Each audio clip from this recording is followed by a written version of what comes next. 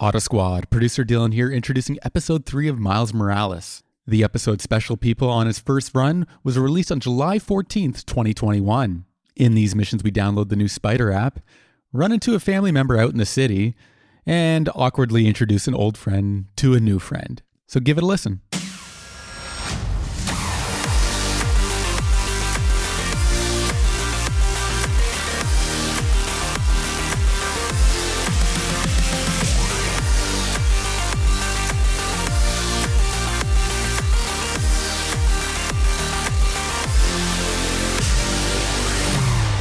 Welcome to another episode of AutoSave. I'm Nick Andrade here with my co-host Camille Salazar-Hadaway. On this episode, we continue our dive into Spider-Man Miles Morales. But first, how you doing, Cam? How's everything? I'm doing great. I'm really excited for this episode because we'll talk about it. I'm dancing in my seat. There's lots of good music. I thought you were making fun of my I talk with my hands. Oh, how animated you are with your hands. Yes, I'm sorry, in Portuguese. But no, if that makes you feel, I talk with my hands too, so I completely understand that. Thank you. So we'll just dance and talk with our hands throughout this episode. Beautiful. Beautiful. Love it. Love the dancing too, by the way. You can't see this, but Cam on screen is dancing like this episode. It's very Christmas festive slash Latin. It's got a little nice fire to it, I think. Yeah. Nice fire, nice flare. There's just a lot of good throwback music in here, which we'll get to.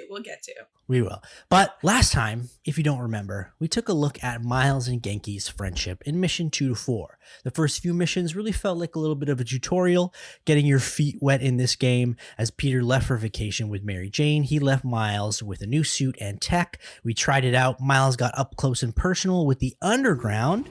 They were talking about new form shipments. I need to figure out what they found so I know where they're gonna hit next. They were tracking new form shipments. But why? Why were they? That's the question. The mystery will unravel itself. But on today's pod, we're going to cover missions 5 to 7. And you know what these missions have in common? They're all about character development and building. First, we got to know our best friend, and now it's about getting to know our other best friends. Hey, fixed your doorbell. It's so good to see you. How are you? It's been like... months. A lot's changed. Yeah, it really has. Is that our guest of honor? Come on in, you two. Dinner's almost ready.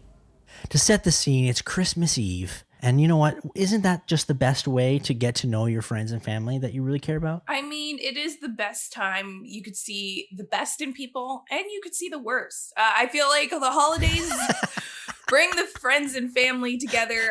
But then somehow throughout the night, there's always that one argument. Yep. Amongst all family members that gets a little too heated. But it is a great way to reconnect. I want to know how Genki feels with this unexpected best friend. Like, Genki, I feel like, felt Miles and him. That was the BFF of a lifetime, you know, their relationship there. Obviously, Genki knows of this person, but I would feel a little bit hurt. I don't know. So wait, Nick, what are you...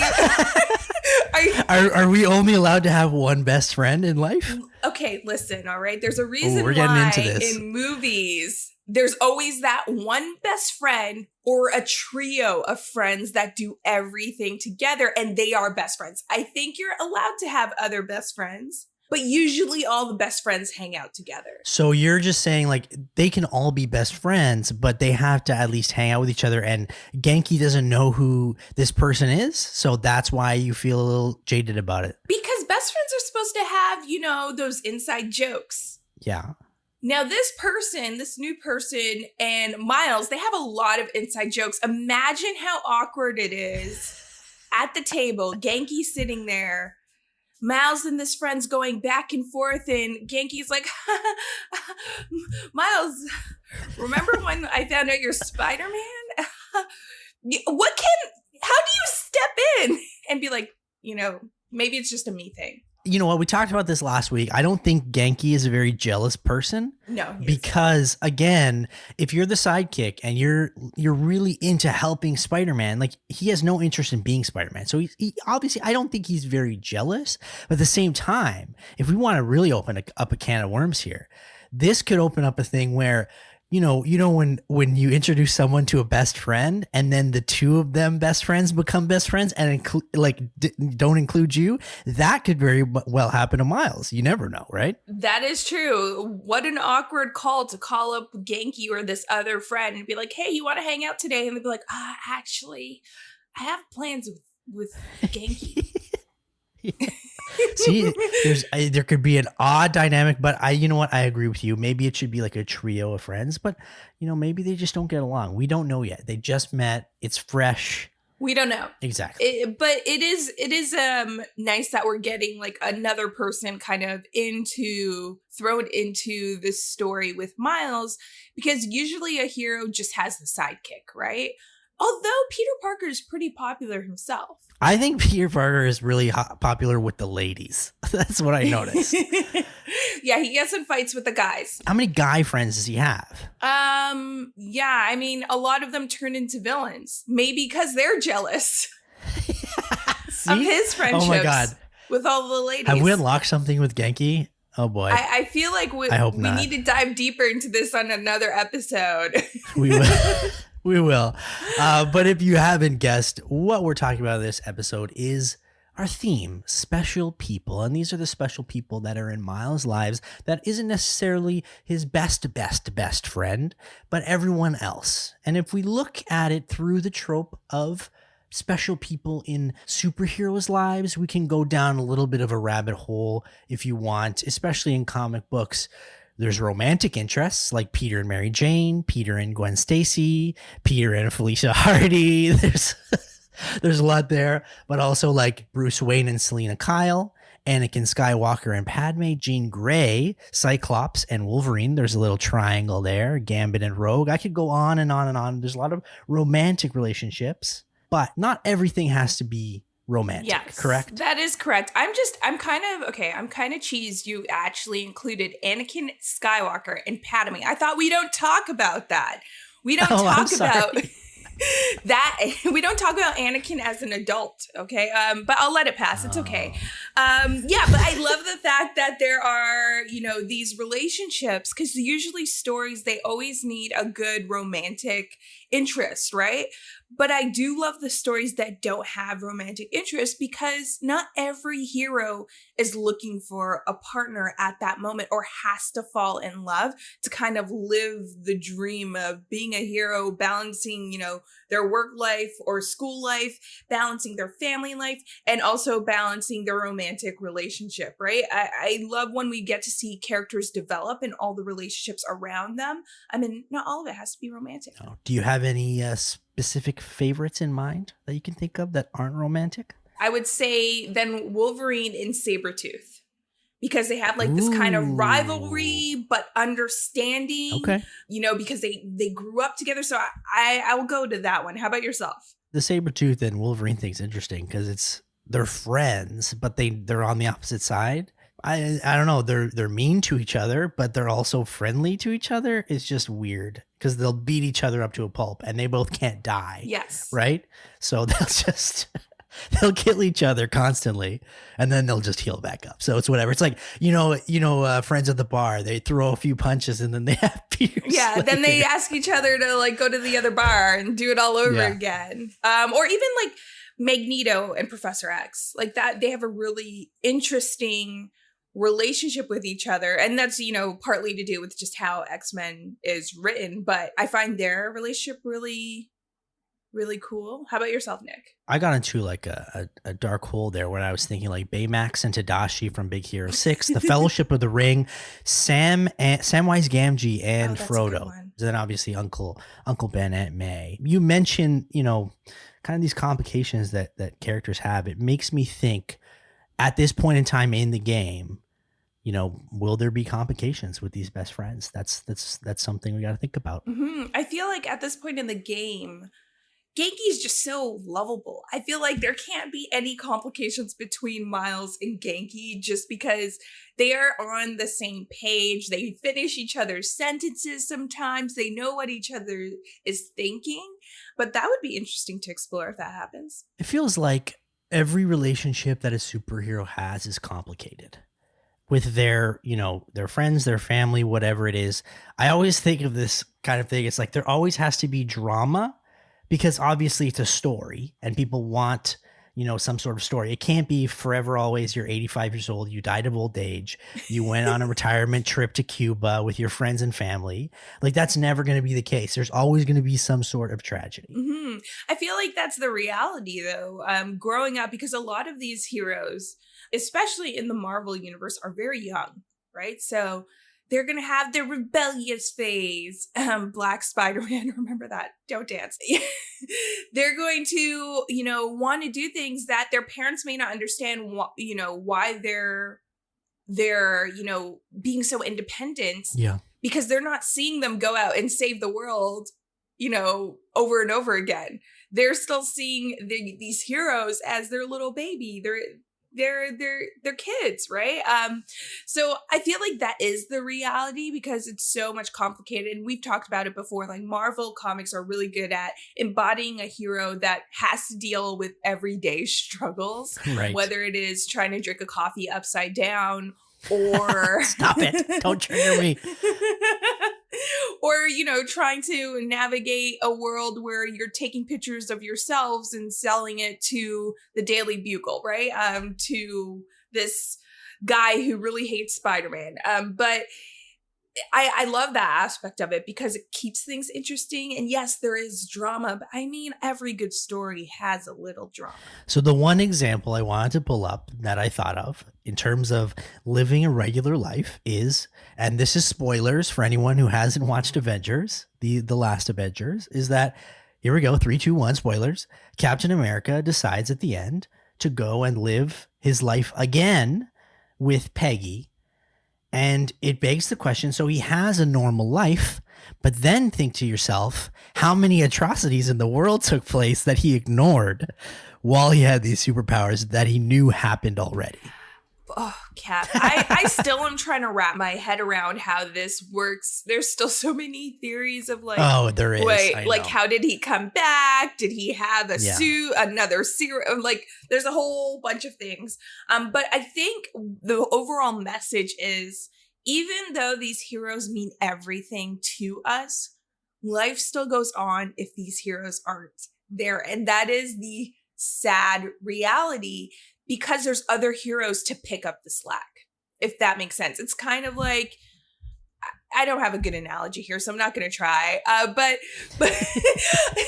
I tried, okay? I tried, but I don't have anything. I don't want to curse you guys with a bad analogy. But no, it's true, though. There's so many heroes in the Marvel universe, especially in this New York with Spider-Man, Peter Parker, and Miles Morales. There are so many heroes in such a small island and its boroughs, how much crime actually happens that you need all of them. I think a hero does take all of the weight on their shoulders because they do feel like there's great responsibility with all the power that they have, right?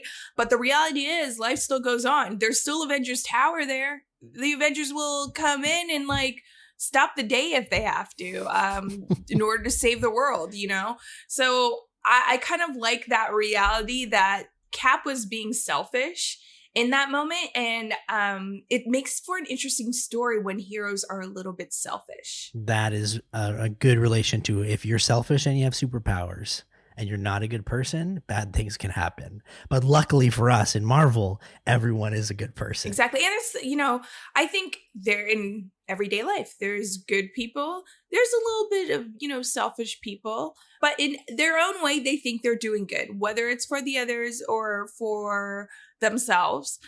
So, I guess not to discredit them. They always have time to change. After the break, we dive into some gameplay and meet some special people on AutoSave.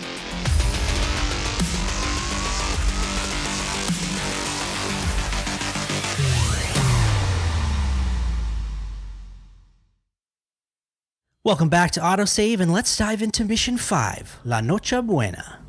Guess Mom's not done unpacking either. That wallpaper just screams Abuela. Mom ordered 100 of these because the article mentioned Dad. Who is the Spider-Man? If only you knew, Ma. If only you knew.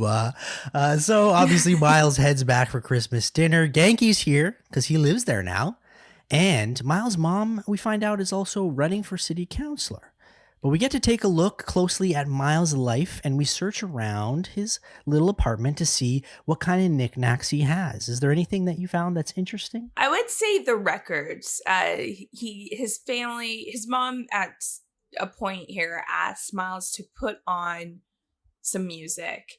And you could flip through a catalog and you have some Spanish music, you have some Motown funk music.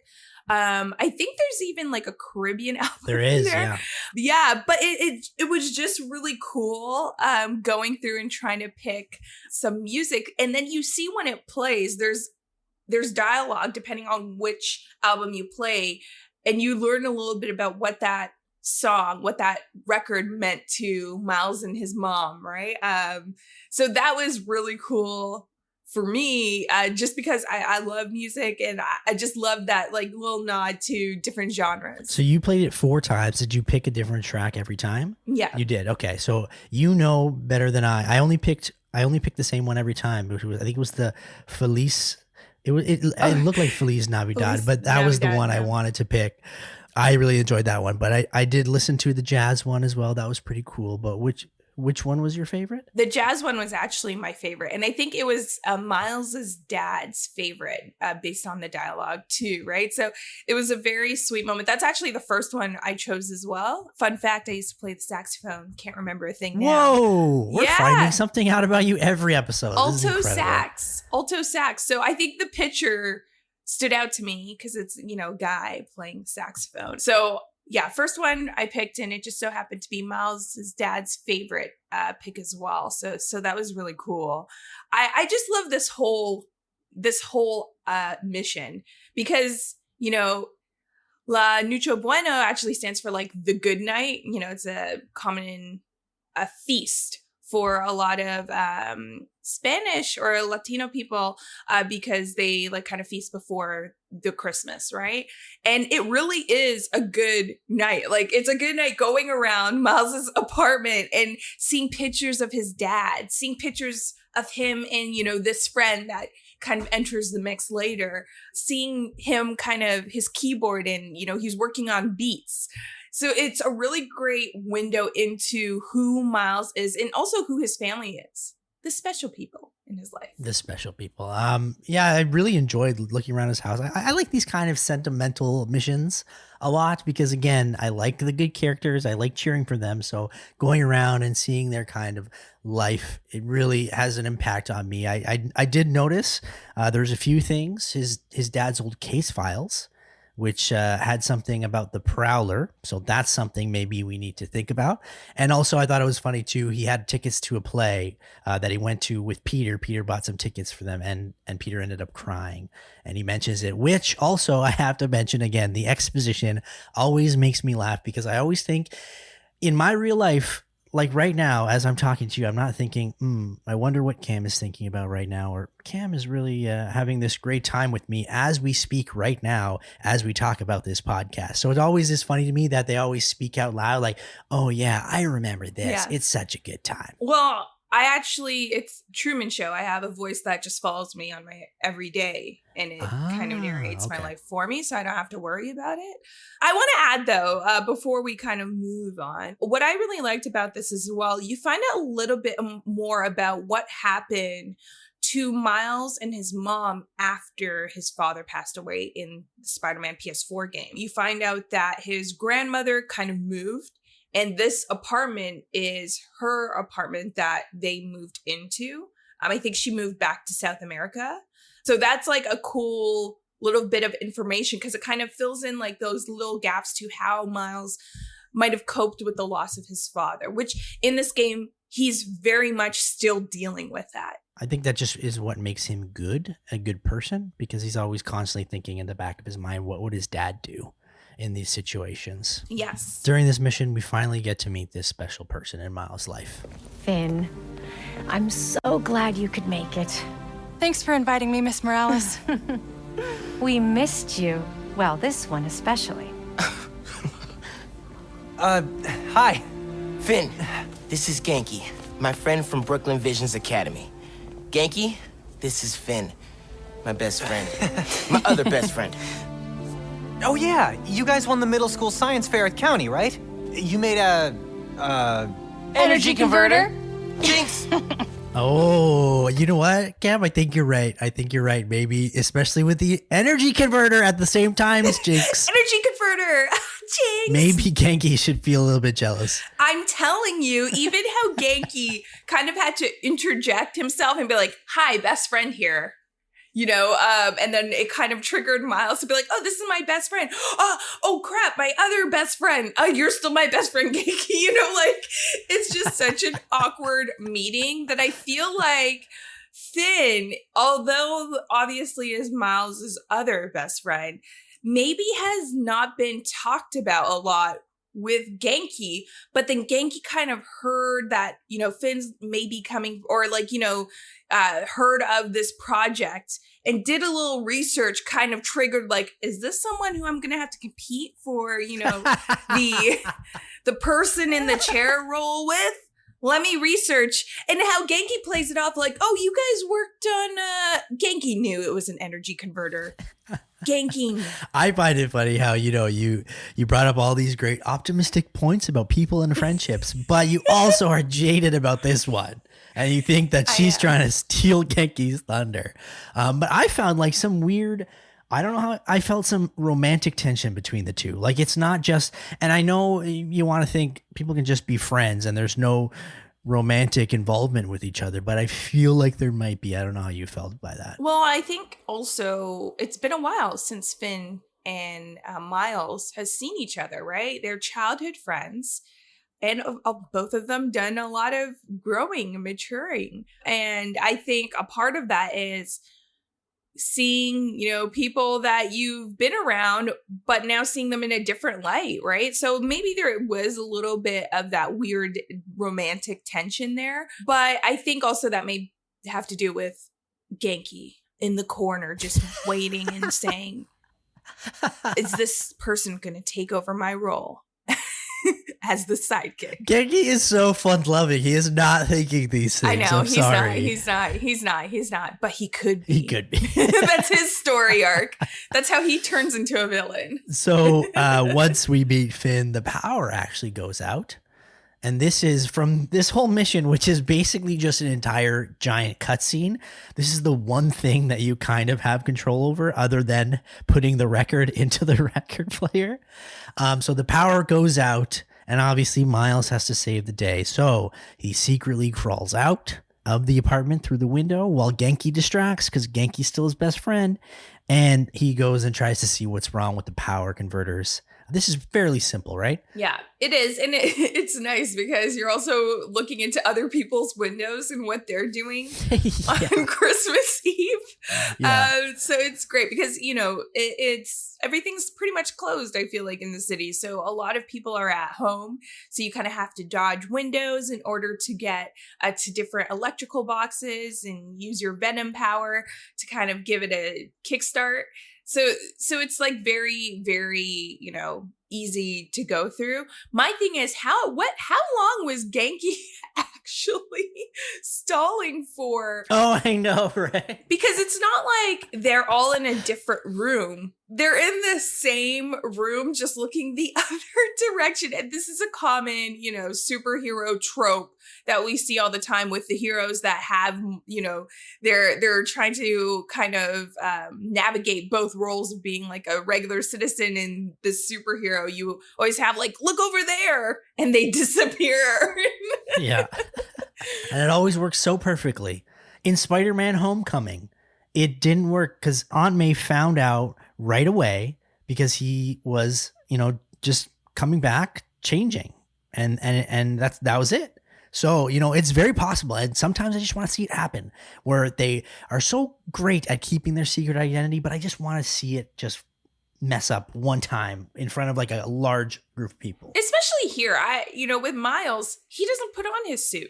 So he's crawling on his apartment building just as Miles. Really cocky, huh? He's very confident in his powers, which is nice to see that he's grown as a Spider-Man. I just remember something that's off topic, but in Spider-Man 2, when Peter saves the subway cart, and his mask is off. Oh, his mask is off, and everyone forgets about that. No, they didn't forget about it. They're like, we'll keep your secret identity, Peter. Don't worry about it. It's like, that's not going to happen in real life. No, Sorry. you know the Daily Bugle is paying out a premium for anyone on that subway cart that gives an inside exclusive on the identity of Spider-Man. But yeah, this is just the common you. The hero, their identity is never found out until they want someone to know who they are, right? I feel like that's very common in comic books. And it's usually the special people in their lives that find out. Exactly. So after this and Genki's nice little stall, we fix the generator. The power comes back in. We slip back in like nothing happened. And we get some more nice cutscenes. This time it's a good old-fashioned cute family Christmas. There's some nice song playing in the background and they're joking around, eating whatever. It sounds pretty cool until they talk about Roxanne. And it seems like, Finn maybe has a little issue with Roxanne, the way she's talking about it. Mm-hmm. Yeah, this is when you get a sense that Finn may know something is going on with Roxanne just based on how she is reacting. And it's interesting because in classic Spider-Man fashion, it's setting up that, someone here may be on your side or may not be on your side. You don't know. I found it funny too. So Miles' mom is running for city council, and she's kind of, going against Roxanne and things that they're trying to do. She doesn't like it as much and whatnot. But I noticed, so I did a little Google searching because I'm fairly certain that this game is on Christmas Eve. And they're having Christmas Eve dinner, and I confirmed it. It was Christmas Eve. But then I'm confused because Miles' mom mentions to Genki to let the word out about her rally that is taking place the next day. Who does a rally on Christmas Day? You open up the presents Christmas morning, and then you put on your coat and boots, and you go to the rally.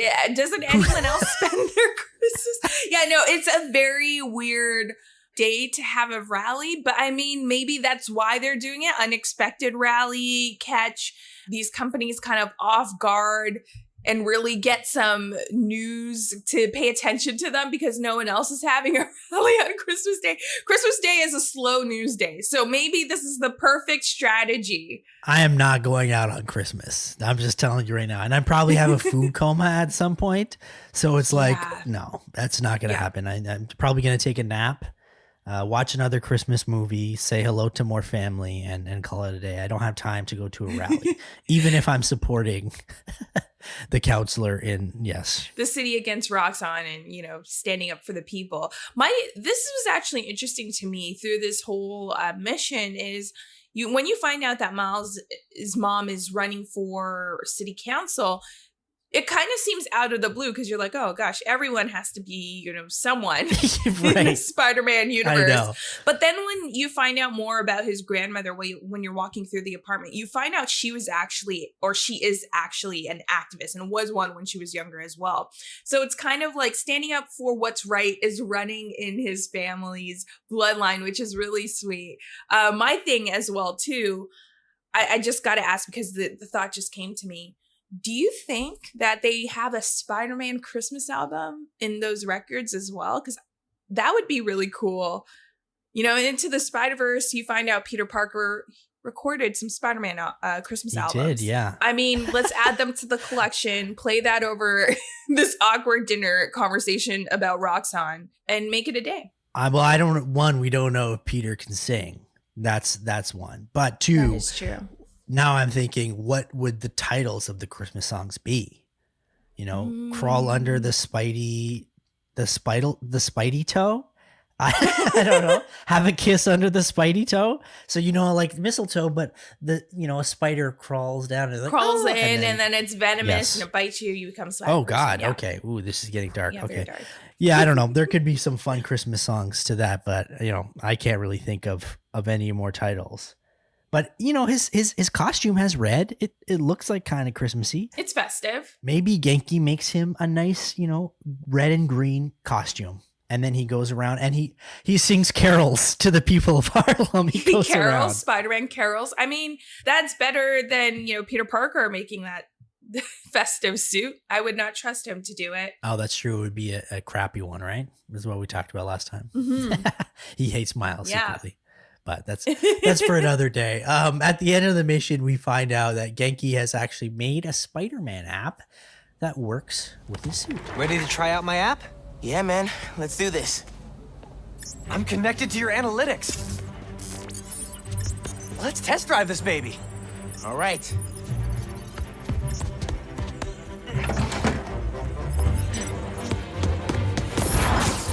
I can see everything you see. How are you not puking all the time? Lots of practice. That was really cool. And I think the Spider-Man app in general is really cool. What was your first thoughts on the Spider-Man app? I mean, I love that, we hear Genki saying, how are you not puking all the time? Like, honestly, that is a very real thought of how Spider-Man's able to swing and just catch himself like midair and not spew all over the people of New York. It's superpowers. Superpowers is the answer to everything. That's true. But he did say it was a little bit of practice as well. So I like that we get that little like kind of reality of like, yeah, it's kind of a crazy view from Spider-Man's point up in the, towers of all of these buildings. I actually like the Friendly Neighborhood 1.0 just because it's a really cool app that you're able to hear, like people are able to call in and tell you if their cat's missing. If there's a robbery around the corner. So it's a really cool way for Spider-Man to connect to the people, as well as just uses this cute little animation that, I mean, anything cute I'm here for. Friendly Neighborhood 1.0, I thought was a really cool name. And I like that, with the controller you can swipe left. It's very Tinder-esque. It's very phone these days-esque, where you can actually interact with the game in a certain way that feels like it actually is a phone. I will say, though, that how you swipe left, I don't know if I missed the first playthrough of this for me. I don't know if I missed like that tip on how to access the Friendly Neighborhood 1.0, but for the longest time, I had no idea how to get into the app just because it was just like a phone. You just swipe on the gamepad itself. I wasn't expecting that. So there was quite a bit of time before I actually jumped into the app itself and started to actually listen to the people of New York. Of course, I could have just pressed pause and look at how to, in the controls, how to actually access it. But I don't think I ever do that, right? No, I never do. I'm just like, just keep swinging along. Too bad for the citizens of New York. Crime will win today, kind of thing. I'm starting to notice more and more that unless it's video format that tells me what to do, I don't want it. I don't want to read. Yeah. It's getting bad. I don't know if this is a new age thing, but if I could just like watch how to do something, I'd rather do that. Maybe that's the way I learn things. I know there's some people who read it and they learn better, but for me, like I got to watch something happen. So that's how I noticed it right away. Yeah, I'm usually like that. However, I will say, you have a few podcasts available to you, like radio stations available to you when you're swinging through New York, and through the app, you hear the citizens call in and they're telling you what's going on. That was really nice because swinging is so much fun. We've talked about that time and time again. So you're able to kind of balance that, and I guess my mind, it feels like it's doing something so it doesn't get bored when listening to what these citizens want or where I'm supposed to go next. So I like how the game kind of balances that out. So automatically, once you open up your Friendly Neighborhood 1.0, it's your first mission. Someone is asking you for help. Hey there. You needed some help? I'm Spider-Man, by the way. Yeah, I know. Aaron Davis. I think somebody's messing with the sensors. I'm getting bad data from the main relay up top of Grand Central. On my way. Wait! Yeah? Where's the other Spider-Man? Oh, he's on vacation. But don't worry, I got this. So it's your Uncle Aaron, who you haven't talked to for a while, but he doesn't know you're Spider-Man, even though you answered the phone. Although I love it that Miles answers and he's like, hi, this is Spider-Man. He tries to mask his voice a little bit so his uncle doesn't know it's him. Yeah, and it's the worst masking of any voice. Yeah. But he tries. This is like really cool. If you have any like younger cousins, when they try to act like they didn't eat the last cookie from the cookie jar and they're like, where'd that go? That's kind of like what Miles is doing here with his uncle. Yeah. And for me, because, and probably for a lot of people jumping into this who's seen Into the Spider-Verse, knows who Uncle Aaron is and what that means for Spider-Man.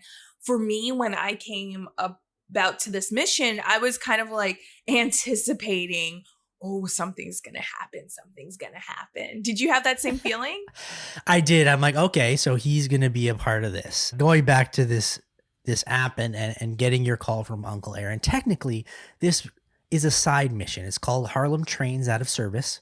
And it is a pretty big one. It's 20 or so minutes long. So we're going to go along with it being mission 6 because it is kind of like a story mission, but it's a side mission. And if you don't know, if it's a blue triangle, it's a side mission. And if it is a yellow triangle, it is a main mission. So that's how you differ from either. But this one is a side quest. And Uncle Aaron needs your help because the underground are causing him trouble, especially with the trains in New York. They're out of service.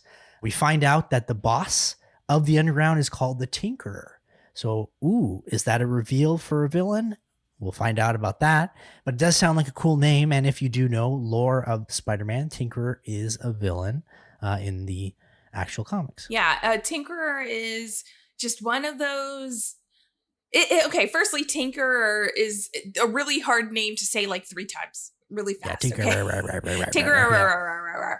But, you know, I think as we kind of explore what that means for the underground, we get a really cool sense of who the Tinkerer is in this game, which is a bit different than what it is in regular lore. Uncle Aaron needs you to help bring the subways back online, and Miles finds out that the circuits have been destroyed and there's cutting off power of these subways. So you need to bring them back online with your Venom power. And again, this is something in terms of the side quest that you'll have to learn about throughout the game very much because it comes up a lot, which is you have to reactivate generators with your Venom power probably 8 million times throughout this game. Yeah.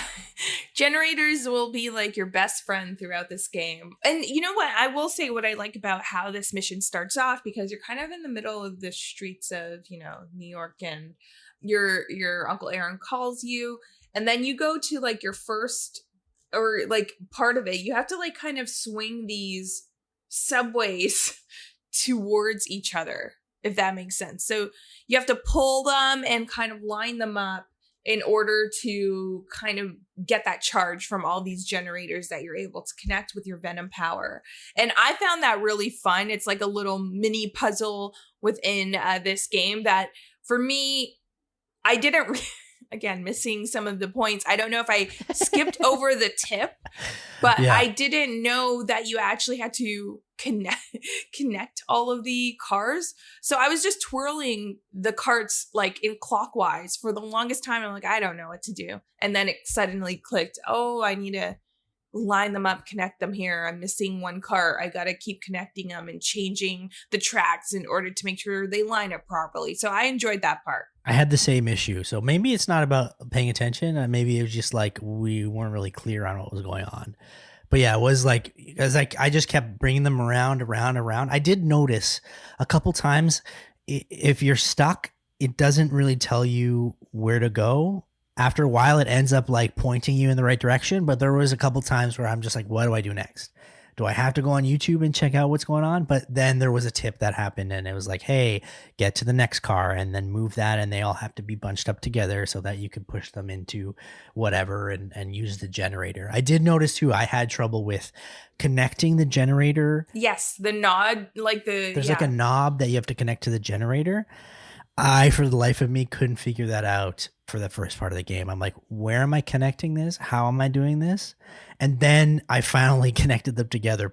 And there was more than one instance in this game where I had to connect generators with their little nodes, and I could not find out where the web was supposed to connect. And it's just so frustrating. I'm just so bad at puzzles, just in general. Oh, so puzzles aren't your thing. They're not my thing. Because it was a bit frustrating for me as well, but I actually enjoyed trying to figure out all of this. Yes, you get those points where you're like, oh my God, just do it already. And then something happens and it just, you somehow do it and you didn't mean to. But this is what I really do like when we have these kind of little puzzle-esque moments. And you get this in the PlayStation 4 version or the PlayStation 4 Spider-Man game. When you have your Miles side missions, they're kind of like puzzles because you have to kind of hack into these drones and go through. Not the best puzzles in this PS4 Spider-Man game, but I love those kind of mini missions. And I love that we have more of the puzzles here with Miles. So that was really fun to me as well. And you know what? It was a great balance to the enemies as well, because I didn't find the enemies to be too challenging here. You have more of them and they're kind of like coming from different areas and you have more like city blocking your view. So you can't really see all the enemies at once. So having a more challenging puzzle kind of balances the breeze of going through those enemies. So like Cam is saying, obviously the underground comes back. There's a lot of kind of mechanics or unlocking that happened once these underground guys show up. One of them is you actually have to battle them in stealth mode, which is my favorite type of battling. Basically, you are up on a lamppost and you have to disarm the opponents or kind of knock them out without their friends or their other goons noticing that you did anything. And I love this kind of gameplay. I enjoy trying to just web everyone up and put webs on their mouth so they can't speak. Yeah, it's when you get this, you unlock this stealth strategy, right? You think you could just like kind of go and like knock them out and just kind of disappear. But it's a lot more complicated like that than that, because although you're trying to be stealth, you also have a time limit for when your kind of stealth runs out, right? So you kind of have to time everything really well. And it does make it more interesting while you're in these battles throughout the game. I always like manipulating my enemies by like throwing out a web on the floor and having them go and investigate it and then just knock them out from behind. Yeah. Call me a mastermind, if you will. but that's how I enjoy playing the game. There's always so many, like let's say there's 6 enemies and you have to stealth them all. So you have to defeat them all without anybody noticing. And they could be alerted to certain movements. They can be alerted if you go in front of them or whatever, so you have to be as careful as possible. My strategy is usually I just go lamppost to lamppost to lamppost to lamppost to lamppost. I just keep going back and forth, back and forth. That's a good strategy. But I do notice that I always found it funny, especially like let's say there's 30 bad guys that you have to stealth mode. I always love it when you almost get caught or you have like 5 of the bad guys who are, you know, wrapped up in webs. And then the other bad guys are like, the spider's here. Where is he? It's like, I always think like, it's so easy to probably find him once you know he's doing this stuff, right? Yeah. And sometimes when you get caught and then you just swing away and they're like, where'd the Spider-Man go? What's happening? They're just so, they're kind of dumb is what I'm saying. They're oblivious. And it's, you think they would try to take down their friend from being, you know, webbed to a lamp pole. But instead, they leave the baddies that you webbed there. They're friends. Yeah. And then they just continue like, oh, I'm going to look around for 2 seconds. And then I'm just going to go back because obviously Spider-Man's not here anymore. So yeah, you know, the AI in this game, although I do find it a bit better than the PS4 Spider-Man game, it does, like some of them do need a little bit of love and a little bit of work to make them believable. So once you defeat all the baddies, you bring all those subways online. You realize that the underground found out new form is getting shipped by train, so they're trying to steal it. So basically they're after new form. We don't really understand why because it's just a clean energy thing, right? So after it's all done, you end up meeting up with Uncle Aaron once again. You okay, Mr. Davis? Yeah, thanks to you. Oh, hey, here you go. 1 year unlimited subway pass. Thanks. Did I get the name right? How did you... Okay, gotta go. Hold up, Miles. I kinda suspected when I saw the news yesterday. Watching your moves on those escape cons, juking guys left and right, could've sworn I was back at the park playing pickup with you and your dad. You were quick then. A lot quicker now. Don't worry, I won't tell your mom. Promise? Promise. It's always nice to see, you know, that someone is looking out for you regardless. He's not there to, you know, scold Miles to be like, you can't be Spider-Man, where, you know, a lot of parents might or whatever be like, you can't do this. It's too dangerous. He understands it and he accepts it and he's really cool with it. And I think Miles needs that sort of almost father figure in his life like that. Yeah, you're getting a sense that Uncle Aaron in this game will be that father figure for Miles, especially with the little nod, lots of responsibility. Who else kind of lays home the responsibility? And you're getting a sense that Uncle Ben and, you know, Uncle Aaron are kind of mirroring each other in terms of what they mean to their respective Spider-Man, right? Also, I just love the fact that Miles's first instinct was just to leave as soon as his uncle figured it out. Oh God, I gotta go. Just like any, you know, teenager would react, try to avoid the situation. So this was a really cute relationship with them. It also changed my perspective of what I was expecting of Uncle Aaron in this game. For what we know from Into the Spider-Verse, if you follow the Spider-Man comics, who Uncle Aaron is seems very different in this game compared to the other properties of Miles Morales. It seems like he's more on a straight and narrow path, kind of knows where he's going, knows who he is, can be that role model for Miles. Also, I want to say hallelujah. Someone finally figures out the identity of a superhero that's so blatantly obvious, and he finds out from just watching Miles moves on like he's still in his mask and he realizes that's Miles. And I always think to myself, of course, like Clark Kent with glasses, you're obviously going to know is Superman, especially if you're I can understand just regular people, but if you're close to that person, of course you're going to figure it out. Yeah, if you're that special one of the special people in that hero's life, you of course you will figure it out. That's why, like, and I feel like we kind of get this reality throughout the game as we progress, you know, the figuring out that this is the hero that they know and their best friend or, you know, a family member. So I love that as well because it just makes it more realistic in terms of if there were a Spider-Man, I'm pretty sure people will be able to figure it out on their own. It's not always up to the hero to say their identity to the ones that they love. Well, that brings us to mission 7, which is reconnecting. And it's another quick one that is pure cutscene. And Finn meets up with you with a little flashback. You kidding me?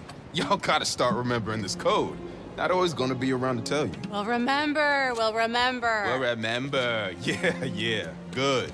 Now, what are you gonna put inside this bad boy? Secret time capsule. Only Miles and I know. Boom. That's right. Keep it secret. Keep it safe. Hey, Rick, you gonna take that job at Roxxon or what? Why? You gonna take it if I don't? Maybe. Waiting to see the offer. Okay, competition, eh? Well, they're talking a good game. Want me to lead their clean energy group. And you know me. Clean power, save the world. I love my nerdy fan club. Oh, speaking of the devil, Roxxon. Back in a sec. So you meet Rick, Finn's brother, who works at Roxxon, and obviously they're all nerds together, like they just said. I also just thought of something as we listened to that clip. This is a little nerdy thing for me, but Lord of the Rings reference. Keep it secret, keep it safe. That's what Gandalf says to Frodo in The Ring, and it just made me laugh when I heard that. Oh my gosh. I wonder if that's a nod to Lord of the Rings. Maybe. Keep it safe. Keep it secret, keep it safe. Also, we get this, you know, unison of like saying, you know, Finn and Miles, it seems like they're really on the same page when they're talking. So nerdy. I love every moment of that. And now we get a peek into maybe earlier on why Finn was kind of her reaction when they mentioned Roxxon on Christmas Eve dinner. There seems to be some sort of complicated, I don't know, There's a flashback there, and then Miles talks to Finn about Rick, and she seems put off or upset, and we don't know why. And then Miles says, we can't keep things from each other, but she avoids it. I wonder what that is, but seems like there's something going on with Rick. Exactly. And you're right. She has like a bitter taste in her mouth whenever, Rick Roxanne is kind of brought up. So for me at this point, I was starting to pen Rick maybe as the Tinkerer. Ooh, okay. I like it. I just feel like works at Roxanne. Finn seems like kind of put off whenever you mention Rick. So something is definitely going on here. And for me, Roxanne and obviously the Underground is a huge part of that. So I just put kind of Rick in there when I was playing through. That's how I thought of it. I think we'll leave it at that. And another mystery for today in terms of that gameplay. We'll find out later, obviously. But for us next, it's segment 3, and we're going to eat our Christmas dinner, and we're going to digest this in a nice way on AutoSave.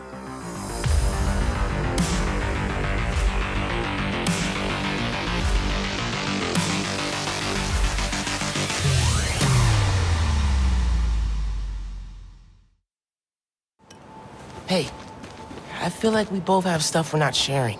Next time we hang, no secrets. Okay? Yeah. Maybe. Well, folks, I promise that we won't have any secrets with you. We'll tell it like it is.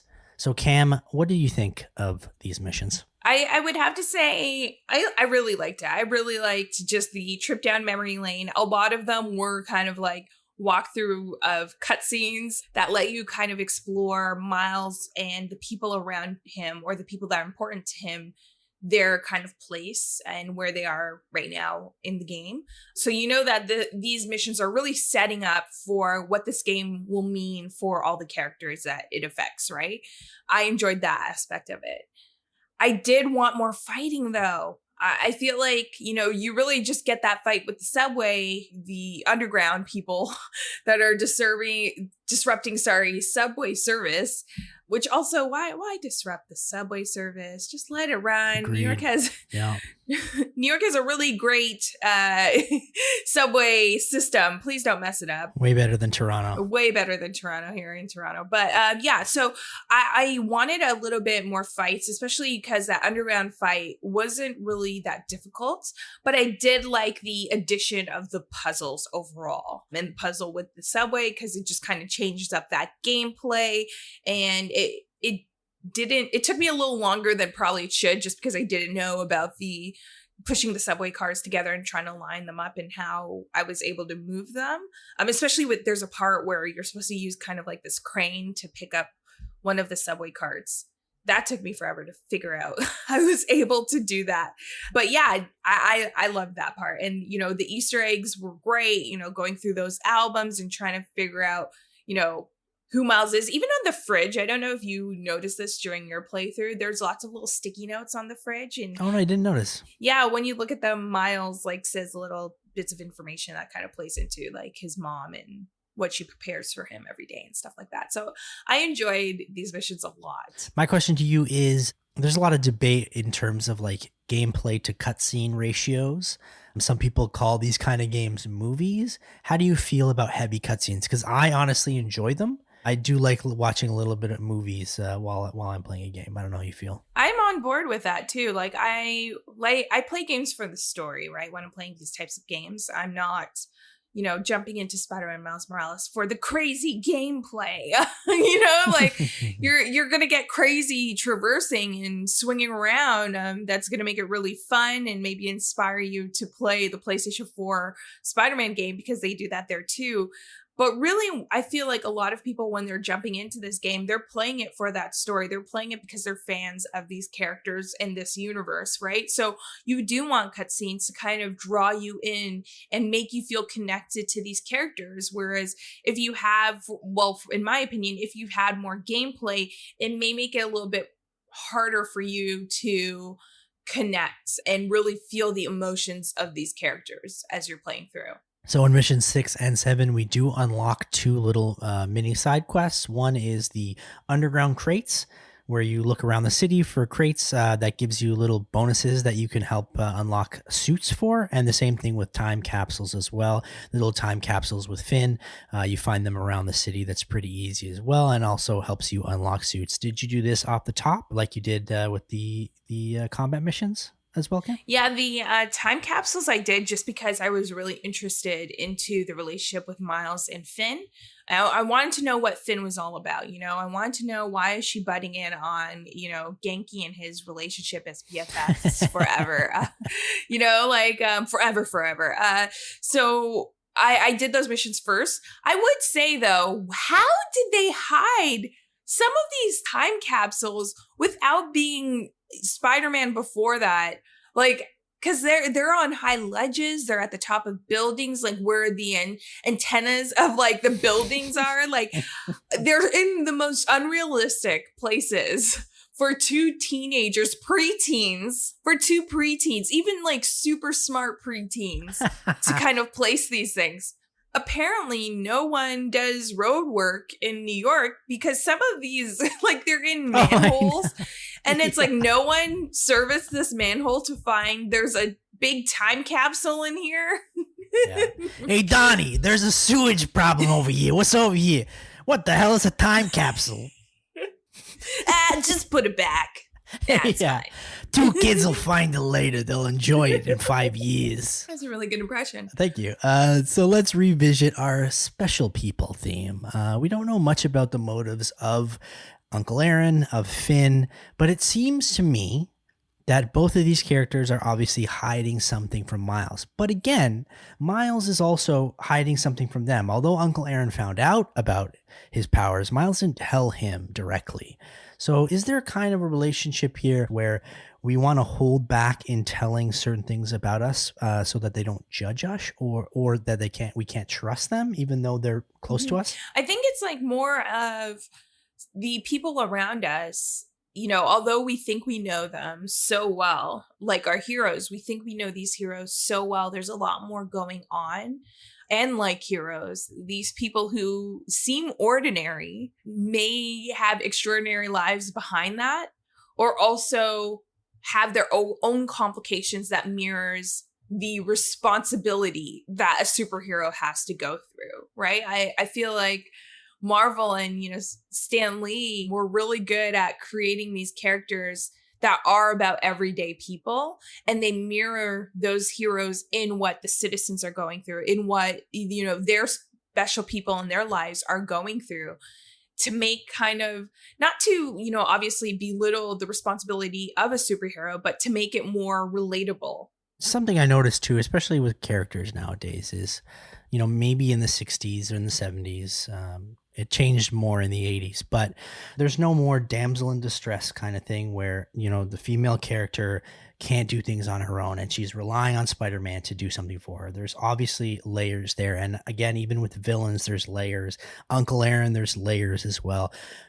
I love to see that everyone has their own story and can also fend for themselves as well, where they don't have to rely on Miles, they don't have to rely on Peter, that they help the situation, but that these people kind of, you know, you can see that they have their own, you know, you can peel back their onion. Yeah, they have layers and layers. They're like Shrek. They're an onion. Donkey. But yeah, no, I love that. It just makes all these characters more lovable, more relatable. You want to know more about them, about the secrets that they may be hiding. And sometimes they aren't secrets. You know, I'm thinking back to the Spider-Man animated show. There were some times when you thought a character was hiding a secret, but they're just hiding the fact that there's a surprise birthday party for Peter Parker, right? Like, it's just like, I love the fact that sometimes they kind of lead you in the wrong direction of thinking that something's more than what it is. Yeah. But I'm all here for all of the dynamics of every character within this game and, you know, the Spider-Man universe. I think that's where we'll leave it off. For more of us, you can find us on Instagram, Twitter, all that stuff. And for what's coming up on next week's episode, well, we get into a heavy hitter.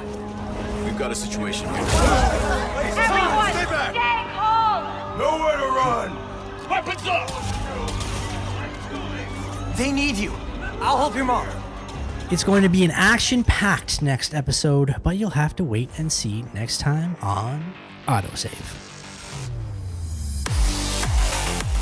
AutoSave is produced and hosted by Camille Salazar-Hadaway and myself, Nick Andrade. The show is also produced by Dylan Wilson. Gameplay and additional elements provided by Chris Seitzer. Executive producer, Clayton Hansler.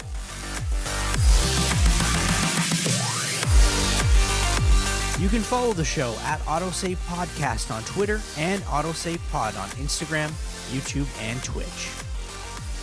You can subscribe to the show wherever you're listening to it right now, and if it happens to be Apple Podcast, kindly leave us a rating and review, but only if it's good.